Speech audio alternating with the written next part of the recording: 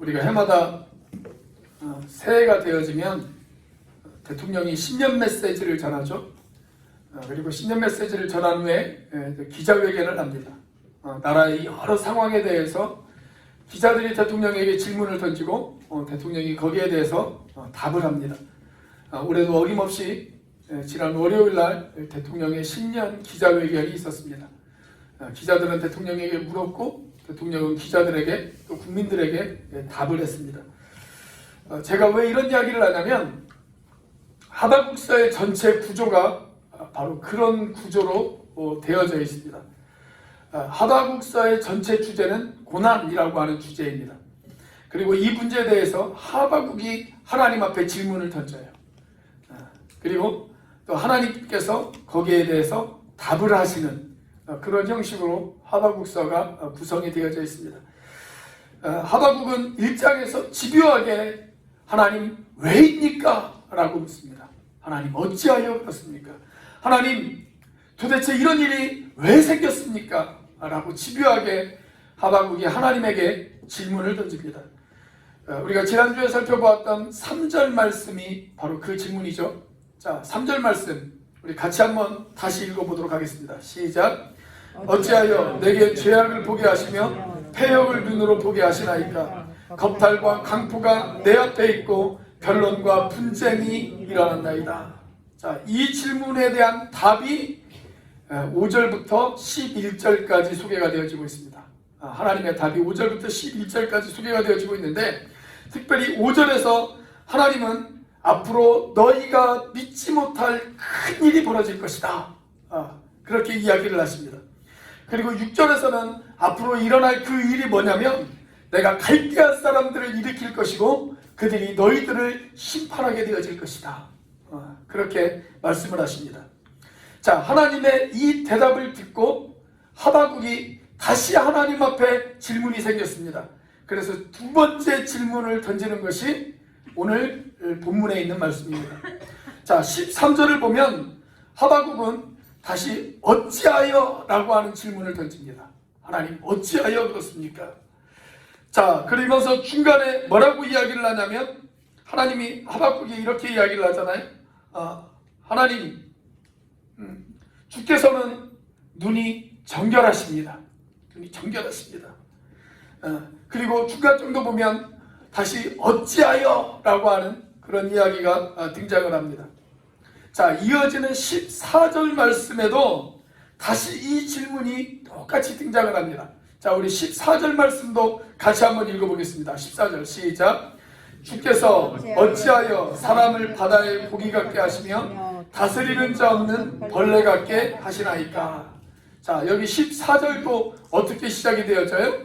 주님, 당신께서 어찌하여 그러셨습니까? 라고 그렇게 하박국의 질문이 시작되어지죠. 계속 하박국은 하나님 앞에 물어요. 어찌하여 그렇습니까? 하나님 왜 그렇습니까? 이 질문을 계속적으로 던져요. 자, 그런데 오늘 본문에 등장하는 이 하박국의 두 번째 질문 가운데 가장 핵심이 되어지는 구절이 바로 13절입니다. 13절. 13절의 말씀을 쉽게 풀어서 이야기하면 이런 뜻이에요.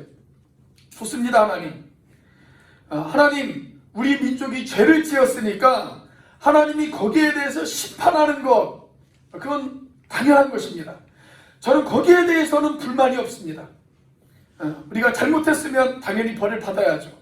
거기에 대해서는 제가 아무런 불평과 불만이 없습니다. 그런데 왜 하필 갈대아 사람입니까? 그들은 우리보다 더 악한 사람들 아닙니까? 우리는 적어도 하나님을 믿는 사람들입니다. 그런데 갈대아 사람들은 하나님을 믿지 않는 사람들이지 않습니까? 믿지 않는 사람들이지 않습니까? 하나님을 믿지 않는 사람들이 하나님의 백성들을 짓밟는 것, 그것이 과연 합당한 일입니까? 그것이 과연 옳은 일입니까? 그렇게 하박국이 하나님 앞에 질문을 던지는 내용이에요. 저와 여러분들도 그런 질문 던질 수 있잖아요. 왜 믿지 않는 사람들이 더 잘 되는 겁니까? 왜 믿는 사람들이 더 이 땅 가운데서 고난을 당해야 합니까? 왜 믿지 않는 사람들로 하여금 믿는 사람들이 힘들어져야 합니까? 이런 고난 우리들도 얼마든지 던질 수 있지 않습니까? 자, 그런데 중요한 것은 이렇게 질문을 하면서도 하박국 선지자는 계속해서 하나님을 바라보고 있다는 것입니다. 하나님을 바라보고 있어요. 하박국 선지자가 고난 가운데 있을 때 바라보았던 하나님, 그리고 저와 여러분들이 고난 가운데 있을 때 바라보아야 할 하나님, 여러분 그 하나님은 과연 어떤 하나님일까요? 자, 우리가 그 해답을 12절 말씀에서 찾을 수가 있어요. 자, 12절 말씀 같이 한번 읽어보겠습니다. 시작. 선지자가 이르되 여호와 나의 하나님, 나의 거룩한 이시여, 주께서는 만세전부터 계시지 아니하시니이까 우리가 사망에 이르지 아니하리이다. 여호와여, 주께서 심판하기 위하여 그들을 두셨나이다. 반석이시여, 주께서 경계하기 위하여 그들을 세우셨나이다. 자, 여기 보면 하박국이 하나님을 향해 사용한 몇 가지의 표현들이 등장을 합니다. 자, 저와 여러분들이 고난 중에 바라보고 만나야 할 그 하나님은 과연 어떤 하나님일까요? 첫째로 우리는 고난 중에 여호와이신 하나님을 만나야 합니다. 여호와이신 하나님을 만나야 합니다. 자, 12절에 하박국 선지자의 기도가 어떻게 시작되어집니까? 여호와 나의 하나님, 이렇게 선지자의 기도가 시작이 되어집니다. 자, 여호와라고 하는 이 말은 히브리어로 야훼라고 하는 말입니다. 야훼, 이게 하나님의 이름이에요. 여러분들도 다 각자의 이름들을 가지고 계시죠? 하나님의 이름은 야훼입니다. 야훼. 자, 근데 이 단어가 구약 성경에 몇 번이 등장을 하냐면 구약 성경에만 6,823번이 등장을 합니다. 6,823번. 근데 이 말의 원래의 뜻은 어떤 뜻을 가지고 있냐면 존재한다 라고 하는 그런 뜻을 가지고 있어요. 그런데 이 야훼라고 하는 이 말을 글씨로 기록할 때, 유대 사람들이 글씨로 기록할 때 하나님의 이름은 너무 거룩하기 때문에 그 이름을 함부로 쓸 수가 없다, 이렇게 생각을 했어요. 그래서 이 말을 기록할 때 자음만 기록했습니다. 그래서 영어로 표기하면 YHWH 이렇게 썼어요. YHWH 또는 JHVH 이렇게 기록을 했습니다. 자, 그런데 자음으로만 이렇게 써놓으면 글씨를 읽을 수가 없잖아요. 그래서 여기에다가 모음을 집어넣습니다. AOA라고 하는 모음을 집어넣어요. 그러면 처음 단어인 YHWH는 어떻게 되어지냐면 야호와가 됩니다. 야호와. 이게 원래 발음이에요. 자, 우리 같이 한번 발음해 볼까요? 야호와. 네, 이게 원래 발음입니다. 야호와. 자, 그리고 두 번째 JHVH에다가 똑같은 또 모음을 집어넣어요. 그러면 어떻게 되냐면 자오바 이렇게 됩니다. 자오바. 같이 한번 읽어보겠습니다. 발음해 보겠습니다. 자오바. 자오바. 예, 자오바. 그래서 영어권에 있는 사람들은 하나님을 뭐라고 부르냐면 제호바 이렇게 부릅니다. 제호바. 우리는 하나님을 여호와 이렇게 발음하잖아요. 그런데 영어권에 있는 사람들은 제호바 이렇게 발음을 해요. 자, 그런데 이 이름이 성경에 처음으로 등장하는 사건이 하나 있죠. 우리가 출애굽기를 보면 하나님께서 모세를 부르세요. 그리고 모세에게 이렇게 명령을 하십니다. 모세야, 네가 애굽 땅에서 고생하고 있는 나의 백성들, 그 백성들을 데리고 애굽을 떠나가라. 그렇게 이야기를 하십니다. 자, 그런데 그때 모세가 뭐라고 이야기를 하냐면 모세가 이런 이야기를 하죠. 하나님, 백성들이 제 말을 들을까요? 제가 시도를 안 해본 것이 아닙니다. 제가 과거에 애굽의 왕자로 있을 때 제가 그 백성들을 돕기 위해서 한번 시도해봤던 적이 있었습니다. 그런데 그 백성들에게 돌아왔던 것, 그것은 뭐냐면 큰 배신이었습니다. 제가 너무나도 가슴이 아팠습니다. 그런데 이제 와서 제가 그 백성들에게 가서 이야기한들 그 백성이 들을까요? 그리고 그 백성들이 저에게 물어보기를 너를 보내신 분이 누구냐? 라고 그렇게 묻는다면 제가 그 백성들에게 뭐라고 대답해야 할까요? 이렇게 이야기를 해요. 자, 이때 하나님께서 모세에게 하신 말씀. 자, 출애굽기 3장 14절 말씀입니다. 우리 같이 한번 읽어보겠습니다. 시작. 하나님이 모세에게 이르시되 나는 스스로 있는 자이니라. 또 이르시되 너는 이스라엘 자손에게 이같이 이르기를 스스로 있는 자가 나를 너희에게 보내셨다. 자, 여기 하나님이 자신을 소개하면서 반복하는 표현이 등장을 합니다. 어떤 표현이 등장합니까? 스스로 있는 자, 스스로 있는 자. 우리가 조금 전에 야훼라고 하는 뜻이 존재한다 라고 하는 그런 뜻을 가지고 있다라고 말씀을 드렸죠. 그러니까 나는 스스로 존재하는 자다, 바로 이 말이에요. 나는 스스로 존재하는 자다. 나는 누군가에 의해서 만들어진 존재가 아니고, 그리고 누군가에 의해서 태어난 존재도 아니고, 나는 스스로 존재하는 자다. 하나님이 그렇게 자기 자신을 우리에게 소개를 해주셨어요. 자, 그런데 그 다음 절인 3장 15절 말씀을 보면 이렇게 기록되어 있습니다. 이는 나의 영원한 이름이요 대대로 기억할 나의 칭언이라. 그렇게 기록되어 있습니다. 이것이 바로 하나님의 영원한 이름이다 라고 그렇게 하나님 우리에게 자신의 이름을 우리에게 가르쳐 주셨어요. 여러분, 모든 인생은 잠시 있다가 사라집니다. 저도 언젠가는 사라질 것입니다. 여러분들도 언젠가는 사라질 것입니다. 그리고 심지어는 나라도 마찬가지입니다. 영원한 나라는 없어요. 어떤 나라든 언젠가는 사라질 것입니다. 자, 그러나 야훼 하나님, 여호와 하나님, 여러분 그분만은 홀로 영원하신 줄로 믿으시기를 바랍니다. 그래서 오늘 하박국 선지자가 뭐라고 고백을 합니까? 12절 말씀을 보면 주께서는 만세 전부터 계시지 아니하시나이까, 그렇게 이야기합니다. 주님께서는 만세 전부터 계십니다. 때로는 하박국이 하나님 앞에 나와서 불평도 해요. 그리고 지금 하나님 앞에 나와서 질문도 많아요. 그러나 이 하박국은 만세 전부터 계신 여호와 하나님, 그 하나님을 믿었어요. 그 하나님을 믿었기 때문에 하박국이 하나님 앞에 나와 이렇게 고백합니다. 우리가 사망에 이르지 아니하리이다. 그렇게 고백합니다. 지금 고난이 오고 있습니다. 큰 환난이 오고 있습니다. 그러나 우리는 사망에 이르지 않을 것입니다. 왜냐하면 하나님께서 우리의 여호와 하나님이 되시기 때문입니다. 왜 우리에게 이런 고난이 다가왔는지 모르겠지만, 왜 외적들의 침략이 우리들 가운데 있는지 그 이유는 잘 모르겠지만, 그러나 여호와 하나님께서 우리를 지키실 것입니다. 그 하나님께서 우리를 붙잡아 주실 것입니다. 내가 그것을 믿습니다.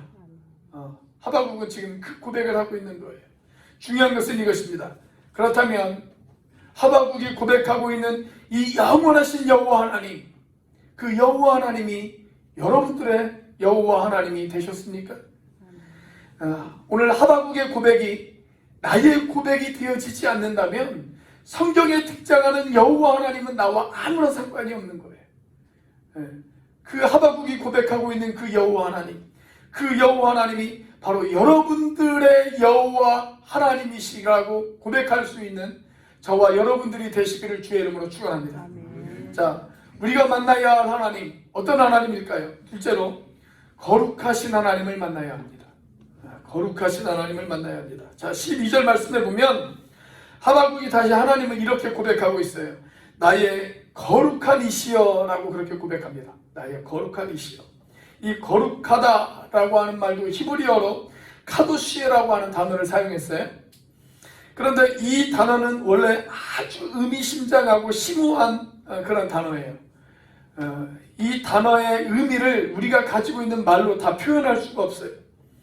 문자 그대로 어떤 뜻을 가지고 있냐면 구별되어지다 라는 뜻을 가지고 있습니다. 구별한다, 구별되어졌다 라는 그런 뜻을 가지고 있어요. 자, 그렇게 구별해 놓으면 그것은 유일한 것이 되어집니다. 예를 들어서 이런 거예요. 남자가 자기가 사랑하는 여자에게 선물을 주었어요. 반지를 선물로 주었습니다. 똑같은 여러 개의 반지 중에서 반지를 하나 골라서 그 반지를 잘 포장해서 자기가 사랑하는 사람에게 그 반지를 선물로 주었어요. 자, 그러면 그 반지는 이 여자에게 있어서 유일한 반지가 되어지는 거예요. 그 반지와 똑같은 반지를 구입할 수도 있습니다. 그러나 다른 반지들은 아무런 의미가 없어요. 남자가 여자에게 선물로 준 그 반지, 그 반지만 의미가 있는 거예요. 아주 특별한 의미를 갖는 거예요. 자, 다른 존재와 구별되어진 유일한 존재, 그것이 바로 구별되어졌다라고 하는 그런 뜻입니다. 거룩이라고 하는 뜻이 바로 그런 뜻이에요. 여러분, 하나님은 모든 신과 구별되어졌습니다. 그 어떤 것으로도 하나님을 대신할 수 없습니다. 그리고 그 어떤 것으로도 하나님을 오염시킬 수 없습니다. 그분은 정결하신 분이십니다. 자, 그래서 13절이 뭐라고 고백하고 있습니까? 주께서는 눈이 정결하심으로 악을 참아 보지 못하시며 패역을 참아 보지 못하시거늘, 그렇게 기록되어 있어요. 맞습니다, 여러분.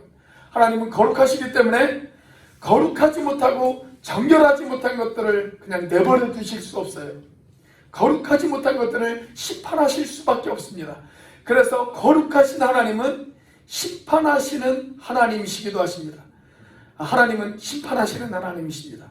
그 어떤 사람도, 그 어떤 나라도 하나님의 심판에서 비껴갈 수 있는 존재는 아무것도 없습니다.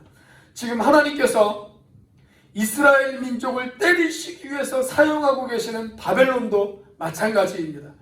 지금 이스라엘 백성들의 죄를 지적하기 위해서 하나님께서는 바벨론이라고 하는 나라를 회초리로 들어서 지금 사용하시고 계세요. 자, 그런데 그 회초리의 역할을 다 하고 나면 이 바벨론 역시 심판의 대상이 되어진다는 거예요. 그 당시 신은 강대국이었던 이 바벨론은 아주 막강한 힘을 가지고 있었습니다. 그 어떤 나라도 바벨론을 대적할 수 있는 나라가 없었습니다. 자, 하박국서 1장 6절부터 11절까지 말씀을 보면 이 바벨론이 얼마나 강한 나라였는지를 우리가 잘 알 수가 있습니다. 6절을 보면 바벨론 사람들을 가리켜서 사납고 성급한 백성이다 라고 그렇게 이야기하고 있습니다. 7절을 보면 두렵고 무섭고 당당하며 위험이 있는 존재였다 라고 그렇게 묘사하고 있습니다. 또 8절을 보면 표범보다 빠르고 이릿보다 사나운 구발을 가지고 있다 라고 그렇게 표현을 해놓고 있습니다. 자, 9절을 보면 그들이 이스라엘 유대 땅을 향해서 다가오고 있는데 강포를 행하기 위해서, 즉 무자비한 폭력을 행하기 위해서 그들이 지금 달려오고 있다, 이렇게 묘사를 해놓고 있습니다. 자, 10절에 보면 그들이 견고한 모든 성을 점령했다 라고 그렇게 이야기를 하고 있습니다. 자, 그리고 11절이 중요해요.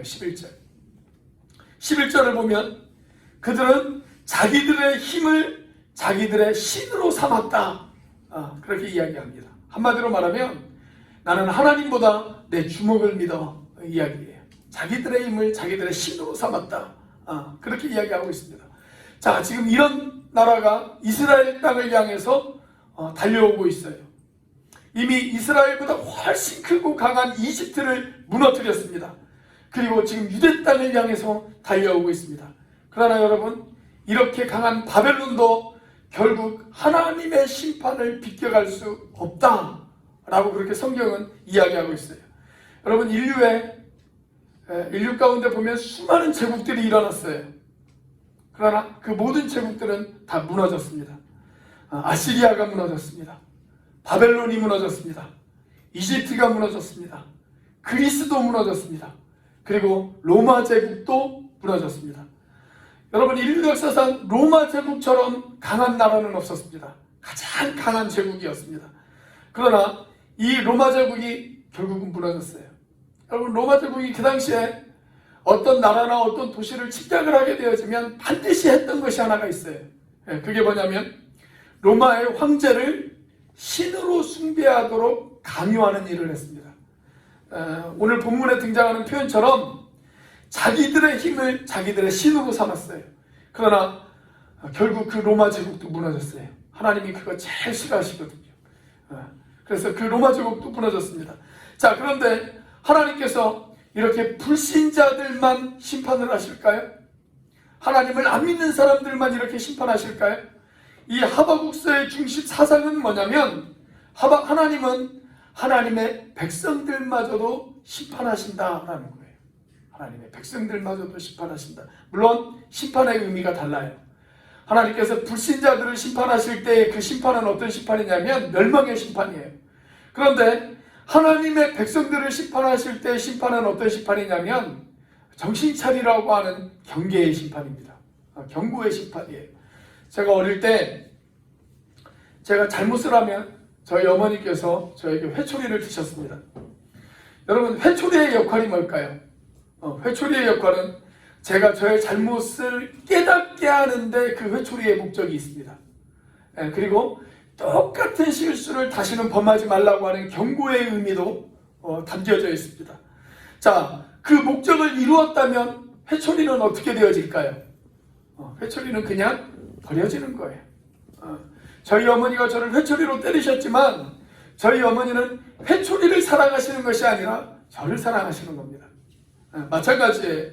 하나님이 우리를 사랑하셔서 때때로 하나님을 모르는 불신자들을 회초리로 사용하셔서 우리를 때리실 때가 있습니다. 그러나 회초리의 목적은 거기까지예요.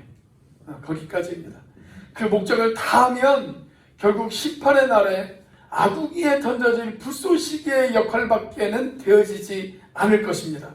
중요한 것은 하나님께서 회초리를 드실 때 저와 여러분들을 향해서 어떤 목적하는 것이 있으시다라는 거예요. 그 목적이 무엇일까요? 부모님이 회초리를 드셨을 때의 목적과 똑같지 않겠습니까? 부모님이 회초리를 드셨을 때 그 잘못을 깨닫고 다시는 똑같은 실수를 범하지 말라고 부모님이 회초리를 드시는 것처럼 하나님 역시 우리가 잘못을 깨닫고 똑같은 실수를 범하지 말라고 우리를 향해서 회초리를 드십니다. 그것이 하나님의 목적이에요. 하나님의 목적. 그것을 오늘 본문의 표현으로 이야기하자면 거룩입니다. 거룩하신 하나님께서 저와 여러분들이 거룩해지기 위해서 회초리를 드세요. 그래서 베드로전서 1장 16절 말씀은 이렇게 고백하고 있지 않습니까? 우리 같이 한번 읽어보겠습니다. 시작. 기록되었으되 내가 거룩하니 너희도 거룩할지어다. 내가 거룩하니 너희도 거룩할지어다. 우리가 거룩하지 않으면 어떻게 세상을 변화시킬 수가 있겠어요? 고난 중에 우리가 거룩하신 하나님을 바라볼 수 있기를 바랍니다. 그리고 그 하나님을 닮아 우리도 거룩해질 수 있는 저와 여러분들이 되시기를 주의 이름으로 축원합니다. 자, 고난 가운데 우리가 바라보아야 될 하나님, 어떤 하나님일까요? 마지막 세 번째로 반석되신 하나님을 바라보아야 합니다. 반석되신 하나님을 바라보아야 합니다. 자, 12절 말씀해 보면 이렇게 기록되어 있어요. 마지막 부분에 반석이시여 라고 선지자는 하나님을 향해서 고백하고 있습니다. 반석이시여. 지금 하박국은 점점 다가오고 있는 하나님의 그 진노의 심판을 바라보고 있어요. 곧 바벨론이 자기들의 나라를 침략할 것입니다. 곧 외적들의 침략이 다가올 것입니다. 큰 시련이 그 민족 가운데 임할 것입니다. 그러나 그 고난이 다가온다 할지라도 우리 민족이 여전히 바라보고 의지해야 될 대상, 그 대상은 바로 반석이신 하나님입니다. 그것을 고백하고 있어요. 그래서 하나님을 향해서 나의 반석이시여, 우리 민족의 반석이시여, 지금 그렇게 고백하고 있는 것이죠. 여러분, 과거 이스라엘 백성들이 광야에서 생활할 때 반석에서 솟아나오는 물을 마셨어요. 그 물을 마시면서 그들은 생명을 보존할 수가 있었습니다. 그 물로 그들의 목마름을 해결할 수가 있었습니다. 그리고 반석이 주는 그늘에서 그들이 쉼을 누릴 수가 있었습니다. 여러분, 다윗이 적의 칼날을 피해서 도망다닐 때 광야의 반석 가운데 숨어서 그의 목숨을 보존했습니다. 그래서 성경은 하나님께서 우리의 반석이시다 라고 그렇게 고백하고 있습니다. 여러분, 우리의 인생의 기초가 흔들리고 우리의 삶이 흔들리기 시작할 때 우리가 붙잡아야 될 하나님, 그 하나님은 어떤 하나님일까요? 우리의 반석이신 하나님이십니다. 여러분, 고난이 닥치는 밤, 인생의 폭풍우가 몰아치는 밤, 우리가 환난이 닥치는 이 한가운데에서 우리가 믿고 바라보아야 할 하나님, 여러분, 그 하나님은 반석이신 하나님이심을 믿으시기를 바랍니다. 아멘. 그래서 우리 믿음의 선배들은 찬송가를 만들면서 이 반석되신 하나님을 찬양하고 노래했습니다. 영국의 토플라디라고 하는 목사님이 계세요. 이 목사님이 어느 날 길을 가다가 갑자기 쏟아지는 소나기와 폭우를 만났습니다. 여기저기를 살펴보면서 피할 곳을 찾고 있는데 그리 멀지 않은 곳에 바위가 하나 있었어요. 바위가. 그런데 그 바위가 옆으로 비스듬히 누워 있었는데 이렇게 갈라져 있었습니다. 그 갈라진 틈 안으로 들어가면 비를 피할 수가 있을 것 같다라고 하는 그런 생각이 들었어요. 그래서 급하게 그 바위 안으로 쏙 들어갔습니다. 그래서 하염없이 내리는 그 폭우를 피해서 그 바위 틈 속에 이렇게 몸을 추스리고 있는데 갑자기 이 목사님의 머릿속에 어떤 영감이 하나 탁 스치고 지나가는 거예요. 그래서 주변을 살펴보니까 종이 한 장이 있어요. 그 종이를 주워가지고 그 빈 여백에 시를 한 편 써내려가기 시작했습니다. 그 시가 아주 유명한 찬양이 되어졌어요. 이런 찬양입니다. 만세반석 열리니 내가 들어갑니다. 그런 찬양이에요. 열려있는 그 반석으로 주님 내가 들어갑니다. 주님 반석 되신 주님, 나의 피할 곳이 되신 주님, 하나님 감사합니다. 내가 반석 되신 주님 안으로 내가 들어갑니다. 그런 고백이에요. 또 영국에서 가구를 만드는 공장에서 일하고 있었던 아주 가난한 에드워드 모트라고 하는 소년이 있었습니다. 이 소년이 가구 공장에서 열심히 일을 하고 있는데 먼저 이 가구 공장에서 일을 하고 있었던 직장 선배가 있었어요. 그 선배에게 복음을 전해 들었습니다. 그리고 예수님을 영접했고 그리스도인이 되어졌습니다. 자, 그리스도인이 되어지고 나서 전보다 더 열심히 일을 했어요. 더 성실하게 일을 했어요. 그래서 마침내 작은 가구점을 하나 오픈할 수 있게 되어졌습니다. 얼마나 기뻤겠어요. 지금까지는 가구 공장에서 열심히 노동자로 일을 하다가 비록 작은 가게이기는 하지만 이제 가구점의 사장이 되었으니까 얼마나 더 기뻤겠습니까? 그래서 점심시간마다 자기가 늘 올라가던 뒷동산에 올라갔습니다. 그 뒷동산에는 자기가 기쁠 때나 슬플 때나 늘 앉아서 쉼을 누렸던 평평한 바위가 하나가 있었어요. 그 바위에 딱 걸터 앉아서 하나님 앞에 기도를 합니다. 하나님 감사합니다. 저를 여기까지 인도해 주셔서 하나님 감사합니다. 그렇게 기도를 드렸어요. 그렇게 기도하면서 그 바위를 이렇게 바라보는데 기쁠 때나 슬플 때나 그 바위가 늘 자기를 받쳐주었단 말이죠. 그런데 그 바위를 보면서 갑자기 불현듯 이런 생각, 어떤 생각이 하나 탁 스치고 지나갔어요. 그래서 급하게 집으로 가서 그 내용을 적기 시작을 했습니다. 그 내용이, 그 시가 아주 유명한 시가 되어졌어요. 조금 전에 우리 찬양팀이 그 찬양을 요즘 시대에 맞게 편곡해서 우리가 함께 불렀습니다. 찬송가 488장입니다. 자, 우리가 원래 멜로디로, 우리 편곡하지 않은 원래 멜로디로 찬송가 488장을 1절만 한번 불러보도록 하겠습니다.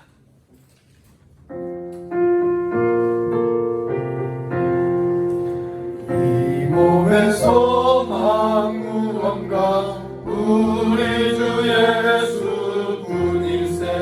우리 주 예수밖에는 이들이 아주 없도다. 주 나의 반석이시니 그 위에 내가 서리라. 그 위에 내가 서리라. 이분이 55세가 되었을 때 하나님의 부르심을 받고 우리 침례교단의 목사가 되었어요. 그리고 77세까지 복음을 전하다가 숨졌습니다. 그런데 그가 죽기 얼마 전에 강대상에서 말씀을 이렇게 전하고 있는데 갑자기 숨이 가빠오는 것을 느꼈어요. 그리고 이제 내 인생의 끝이 다가왔구나. 내 인생의 마지막이 얼마 남지 않았구나 라고 하는 것을 직감적으로 깨닫게 되어졌습니다. 그래서 어느 날 마지막 설교 때 강대상에서 설교를 하면서 이 찬양을 다시 불렀어요. 특별히 이 찬양의 4절의 가사가 이렇게 기록되어 있지 않습니까? 우리 4절의 내용을 다시 한번 불러보겠습니다. 4절.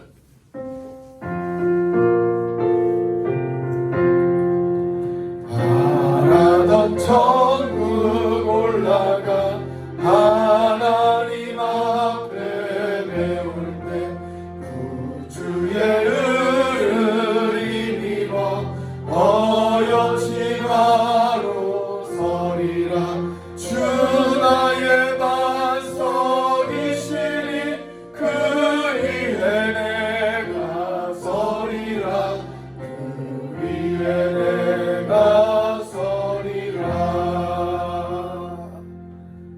찬양을 부르고 그 하나님 나라에 갔습니다.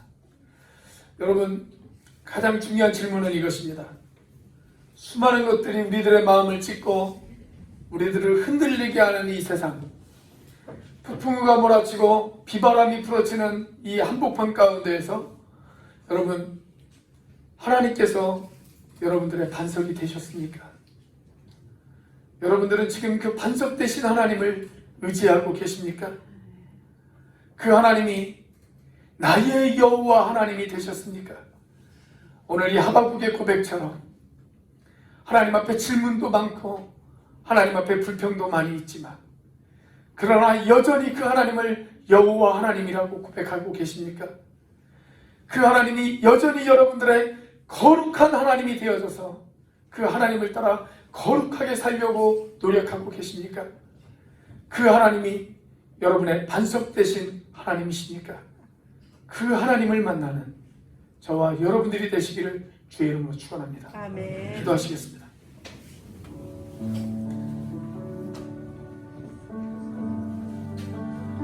하나님 감사합니다. 우리에게 고난이 닥치고 환난이 닥치는 이유 하나님 우리는 다 이해하지 못합니다. 하나님 우리는 그 모든 하나님의 계획들을 다 알지 못합니다. 그러나 분명한 것은 고난의 한복판에서도 그 환난의 한복판에서도 하나님이 여전히 나의 여호와 하나님이 되신다는 사실입니다. 하나님은 여전히 나의 거룩하신 하나님이 되신다는 사실입니다. 하나님은 여전히 나의 반석이신 하나님이 되신다는 사실입니다. 하나님, 내가 고난 중에 있더라도 그 하나님을 바라볼 수 있도록 나를 도와주세요. 우리 이 시간 같이 한번 한 목소리로 하나님 앞에 기도하도록 하겠습니다. 같이 한번 기도합니다. 할렐루야. 살아계시며 역사하시는 하나님 아버지 감사합니다. 아버지 하나님, 여호와 하나님 나의 하나님이십니다. 하나님 거룩하신 하나님 나의 하나님이십니다. 하나님 반석이신 하나님이 나의 하나님이십니다. 하나님, 내 삶 가운데 왜 불안이 닥치고 하나님 우리의 삶 가운데 왜 어려움이 닥치는지 우리는 다 이해할 수 없지만 아버지 하나님, 그러나 여전히 하나님 그 하나님을 바라볼 수 있도록 하나님 인도하여 주옵소서. 하나님 거룩하신 그 하나님을 바라보게 하여 주옵소서. 여호와 하나님을 바라보게 하여 주시옵소서. 하나님 반석 되신 하나님을 바라보게 하여 주시옵소서. 그 하나님이 우리와 함께함을 고백할 수 있는 우리가 되어지게 하여 주시옵소서. 하나님 그 하나님과 동행하는 우리가 되어줄 수 있도록 하나님 인도하여 주시옵소서. 하나님 아버지 하나님을 주님께서 인도하시고 붙잡아 주시옵소서. 고단한 인생길, 고단한 인생길, 힘겨운 오늘도 예수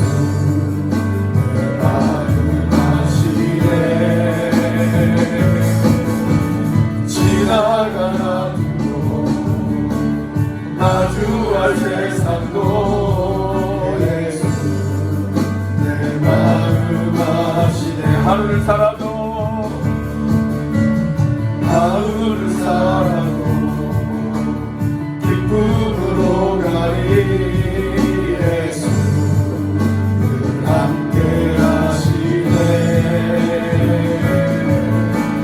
후회도 겪어도 온전히 맡기리 예수 늘 함께 하시네. 믿음의 눈 들어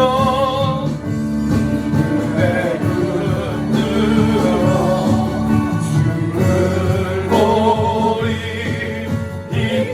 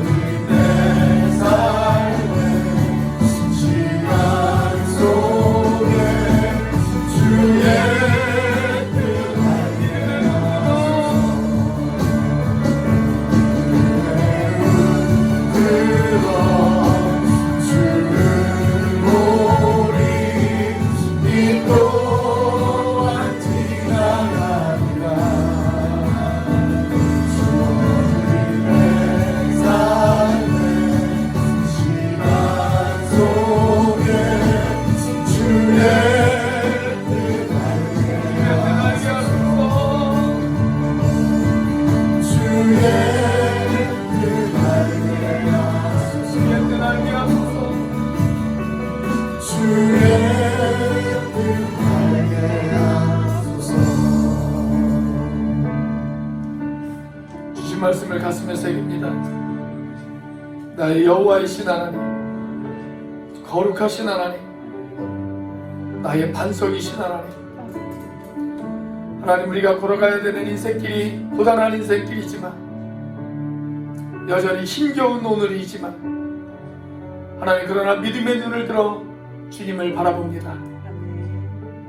여호와이신 하나님이 나의 하나님이고 거룩하신 하나님이 나의 하나님이고 여전히 반석되신 그 하나님을 내가 믿고 의지하며 나아갑니다. 하나님, 오늘 또 그 하나님을 바라보며 그 하나님을 의지할 수 있는 우리들이 되어질 수 있도록 인도하여 주시옵소서. 이제는 우리를 위하여 십자가에 달리신 성자 하나님의 은혜와 그 독생자를 죽기까지 내어주신 성부 하나님의 사랑과 지금도 그 사랑을 깨닫게 하시고 충만하게 하시는 성령 하나님의 교통하심이 고난 중에 바라보아야 할 하나님, 고난 중에 우리가 만나야 할 하나님, 여호와 하나님, 거룩하신 하나님, 반석되신 하나님, 하나님, 그 하나님을 만나 넉넉히 이겨나갈 수 있는 우리 오늘 교회 사랑하는 형제 자매들 되어질 수 있도록 주님 축복하여 주시옵소서. 아멘. 그렇게 되어지기를 간절히 소망하며 이 모든 말씀 예수님의 이름으로 축복하며 기도하옵나이다. 아멘.